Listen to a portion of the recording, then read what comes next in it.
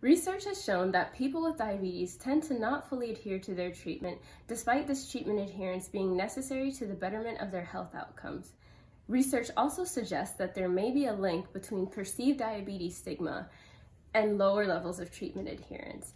However, we know of no study that's looked at perceived diabetes stigma across the two types of diabetes, so type 1 diabetes and type 2 diabetes, and how this affects treatment adherence and information avoidance.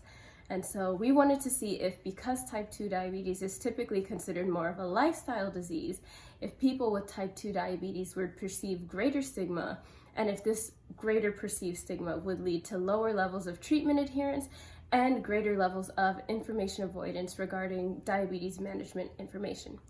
So we looked at 287 participants.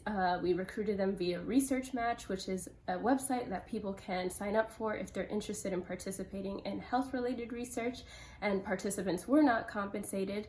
We looked at 3 different aspects of stigma. So the first was feeling treated differently for having diabetes. The second was feeling blamed or judged for having diabetes. And the third was internalized stigma, so feeling guilty for having diabetes.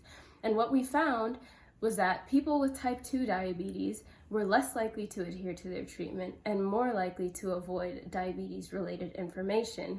But across the two types of diabetes, the people that felt more guilty for having diabetes, the people with greater internalized stigma, were also less likely to adhere to their treatment and more likely to avoid diabetes management information.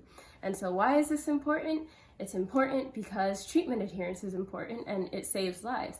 And so if we can identify the factors that affect treatment adherence, then we can create interventions for those. And so in the example of stigma, now this suggests that we should create an intervention to lower diabetes stigma, which will then decrease diabetes information avoidance, increase treatment adherence, and overall improve glycemic control in people with diabetes.